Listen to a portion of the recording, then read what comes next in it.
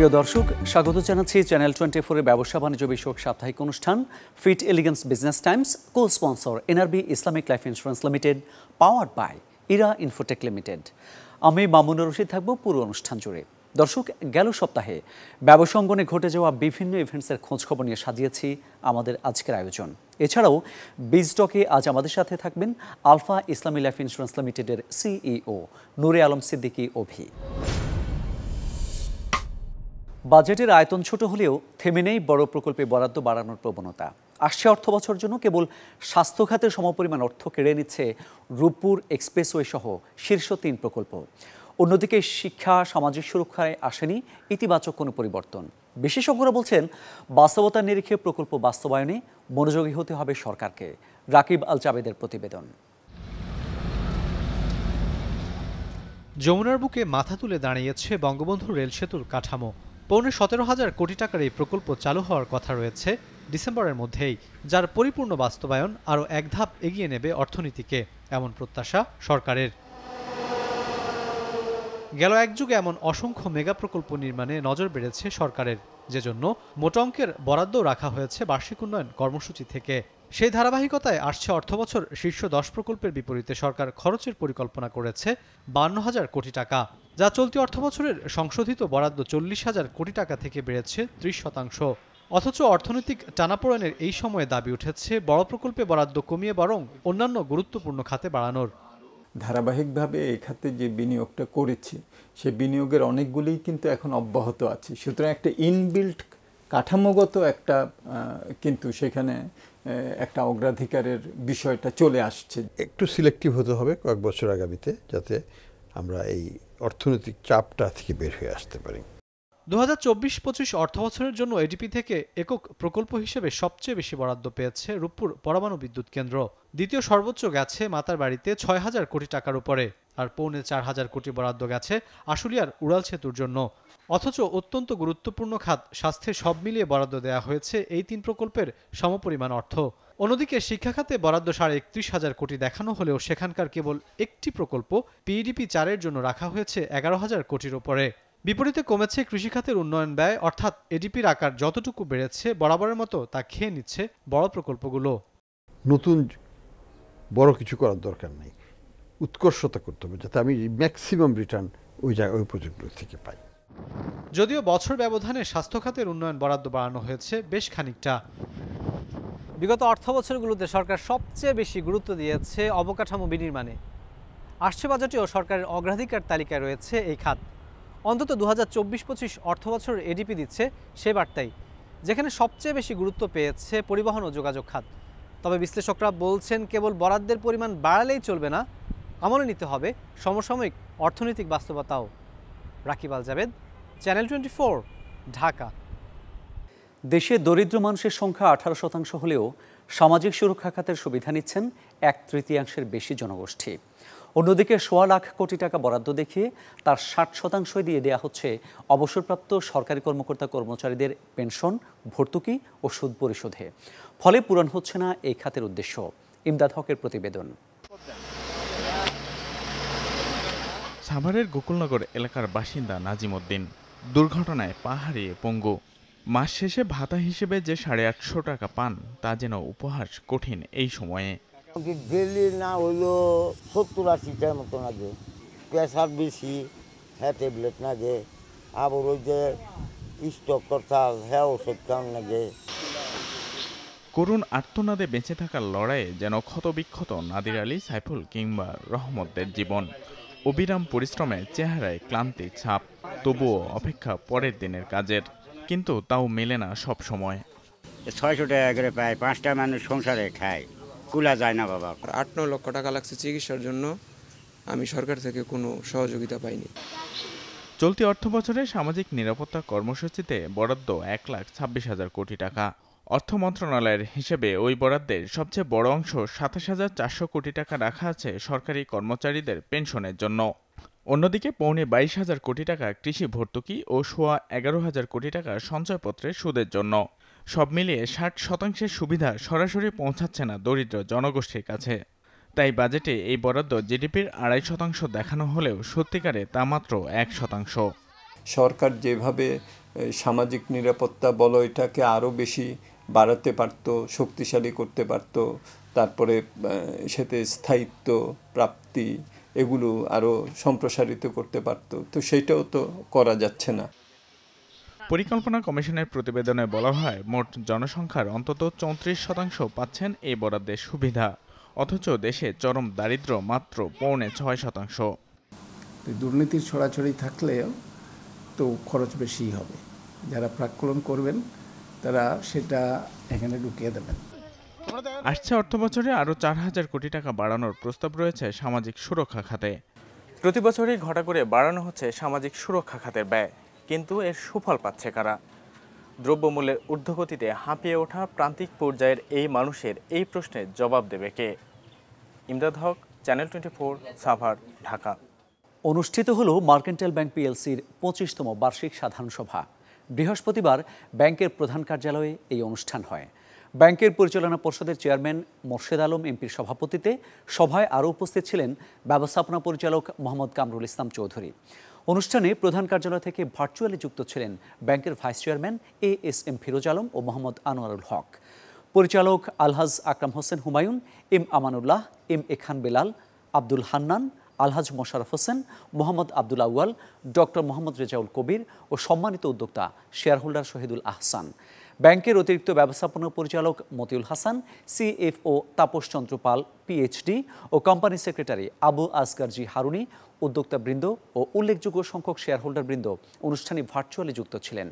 সভায় 31 ডিসেম্বর 2023 পর্যন্ত সমাপ্ত বছরের ব্যালেন্স শিট এবং ব্যাংকের শেয়ারহোল্ডারদের জন্য 10% নগদ লভ্যাংশ অনুমোদিত হয়। এ সময় অনুষ্ঠানে আরও উপস্থিত ছিলেন উপব্যবস্থাপনা পরিচালক মোহাম্মদ জাকির হোসেন, আদিল রায়হান, শামীম আহমদ, মোহাম্মদ মাহমুদ আলম চৌধুরী এবং অসীম কুমার সাহা, SEVP শাহ মোহাম্মদ সোহেল খুরশিদ ও মোহাম্মদ ইকবাল রেজওয়ান সহ ব্যাংকের ঊর্ধ্বতন নির্বাহী ও কর্মকর্তাবৃন্দ। শত প্রতিকূলতা সত্ত্বেও মার্কেন্টাইল ব্যাংক তার গ্রাহক সংখ্যা বাড়িয়ে আর্থিক প্রতিবেদনে উল্লিখিত বেশ কিছু সূচকে প্রবৃদ্ধি অর্জন করতে সক্ষম হয়েছে। আমাদের বিশ্বস্ত এবং শক্তিশালী গ্রাহক ভিত্তি, সুবিশাল ডিস্ট্রিবিউশন নেটওয়ার্ক, দ্রুত সম্প্রসারিত হতে থাকা ডিজিটাল চ্যানেল এবং আমাদের সহকর্মীদের কঠোর পরিশ্রম এবং নিষ্ঠা এর পিছনে অবদান রেখেছে। আমানতকারীদের আকৃষ্ট করতে বেশ কিছু গণমুখী আমানত প্রকল্প চালুর মাধ্যমে ব্যাংক আমানত সংগ্রহে সফল হয়েছে। বিভিন্ন খাতে ঋণ বিতরণের মাধ্যমে দেশের অর্থনীতির উন্নয়নে ব্যাংক বিশেষ ভূমিকা রেখে চলছে, যার ফলে ব্যালেন্স শিটের উল্লেখযোগ্য প্রবৃদ্ধি দেখা দিয়েছে। 2023 সালে পরিচালনা পর্ষদ কর্তৃক 10% নগদ লভ্যাংশ প্রদানের সুপারিশ শেয়ারহোল্ডারদের আস্থারই প্রতিফলন। নন পারফর্মিং লোন NPL বর্তমান ব্যাংকিং শিল্পের জন্য একটি বড় চ্যালেঞ্জ। গত কয়েক বছর ধরে এই ঋণ আদায়ের উপর মনোযোগে কেন্দ্রভূত করে আমরা আমাদের ভিত্তি শক্তিশালী করেছি। আমাদের লক্ষ্য অর্জন এখনো অনেক পথ বাকি, তবে আমরা আত্মবিশ্বাসী যে আমরা সঠিক পথে এগিয়ে যাচ্ছি। 2023 সালের এই পারফরম্যান্স ব্যাংকের জন্য একটি শক্তিশালী ভিত্তি স্থাপন করবে বলে আমরা আশাবাদী। টেকসই প্রবৃদ্ধির ধারা অব্যাহত রাখতে কর্মী বাহিনীর দক্ষতা উন্নয়নের আমরা কাজ করে যাচ্ছি। শেয়ারহোল্ডারদের দীর্ঘমেয়াদী পরিসম্পদ বৃদ্ধিতে আমরা দৃঢ়প্রতিজ্ঞ। তাই বোর্ড 2023 সালের জন্য 10% নগদ লভ্যাংশ সুপারিশ করেছে। প্রিয় দর্শক, fit elegance business Times co sponsor NRB Islamic life insurance limited, powered by Era Infotech limited. সময় হলো একটা বিরতির, আমাদের সঙ্গেই থাকুন।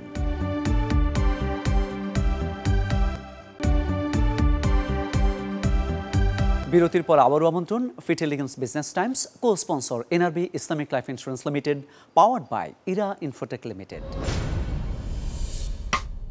শিক্ষা কার্যক্রম পরিচালনার অনুমোদন পেল কিশোরগঞ্জের Sheikh Hasina university of science and technology. শুরু হয়েছে সামার সেশনের ভর্তি কার্যক্রম।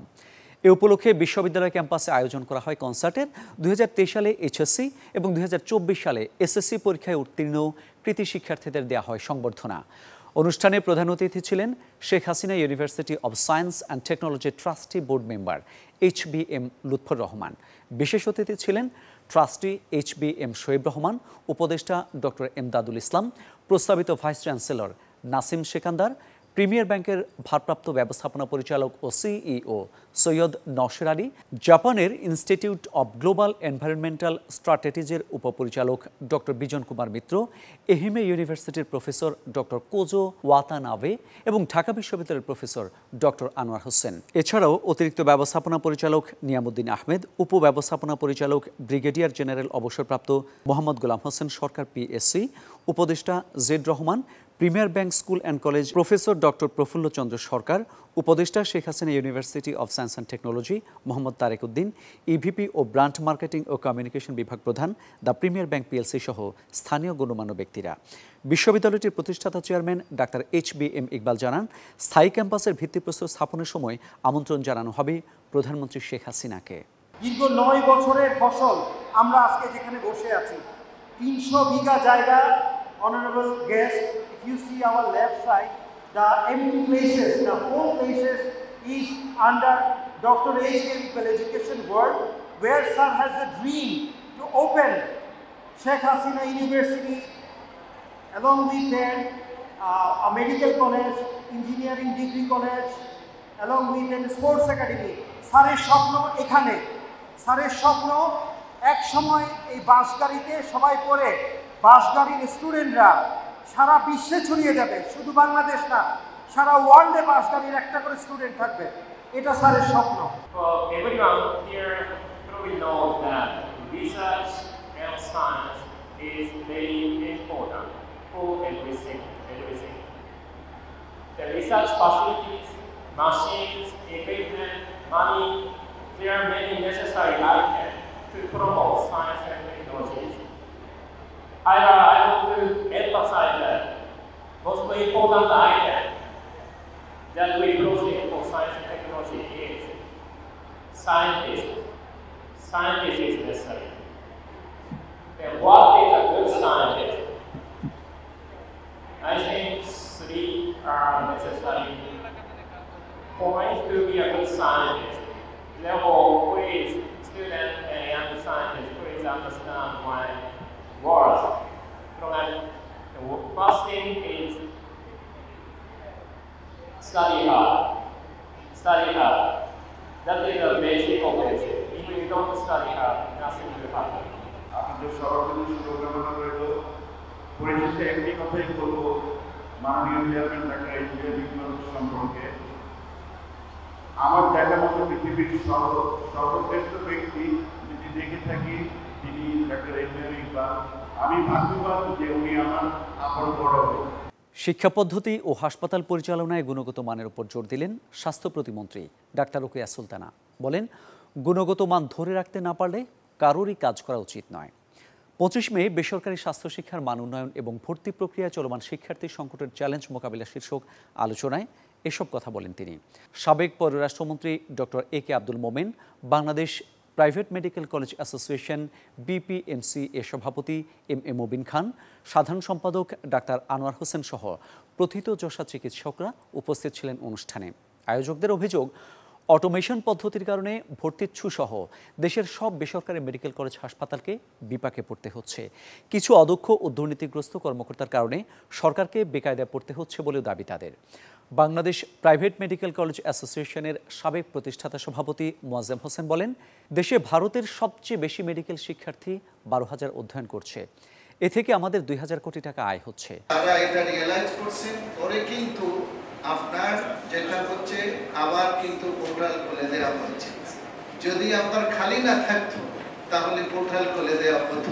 1 2 নম্বর, আপনি যেটা বলছেন যে আমি টাকা দিয়ে পড়াবো, এইটা একজন মানুষের মৌলিক অধিকার।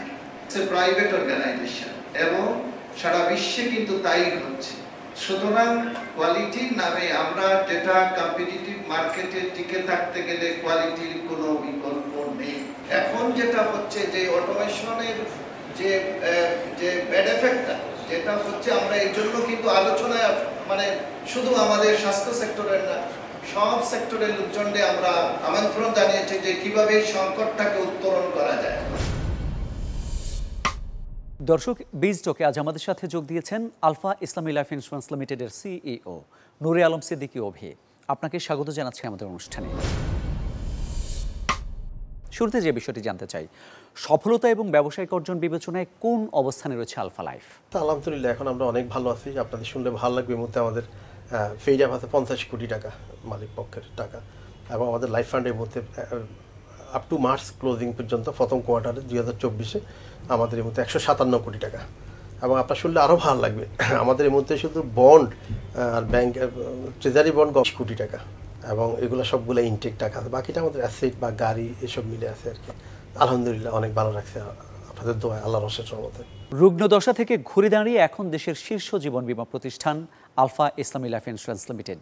কোম্পানির এই ঘুরে দাঁড়ানোর পেছনে আপনাদের পথ চলা সম্পর্কে যদি একটু জানাতেন। আমি সবসময় কি করতে চাই যে একটা রুগ্ন প্রতিষ্ঠানকে কীভাবে আনা, এটা আমার একটা মানে চ্যালেঞ্জ থাকে। বৃহত্তর নোয়াখালী, ফেনী, নোয়াখালী, লক্ষ্মীপুরে কেউ ছিল না, একজন এজেন্টও ছিল না, আমি একমাত্র এজেন্ট। আমার টার্গেট এরিয়াতে আমি এটার একটা অবস্থান তৈরি করবো, এবং এই মুহূর্তে ধরুন ওই বেল্টে প্রায় 10,000 লোক কাজ করে। এই আলফাটার অবস্থা খুব খারাপ ছিল, মানে এটা বাংলাদেশে তখন 33টা কোম্পানি ছিল, এখন যদিও 36টা, তখন 33টার মধ্যে এটা 33 নাম্বার। তা আমি 3 বছর আসলে বাঁচলাম কি মরলাম আমি সেটা দেখিনি। আমার উদ্দেশ্য একটাই, কোভিড 3 বার না, যদি আমার 30 বারও হতো আমি তবু এটাকে আগায় নিতাম, বেঁচে থাকলে আমি এটাকে আগায় নিতাম। এবং আমি আমার বোর্ডের কাছে সত্যি খুব ঋণী। 3 বছর কাজ করার পর তারা আমাকে বলছে ঠিক আছে। আপনাকে অসংখ্য ধন্যবাদ আমাদের সময় দেওয়ার জন্য। দর্শক, এই ছিল আজকের Fit elegance business Times, co sponsor NRB Islamic life insurance limited, powered by Era Infotech limited.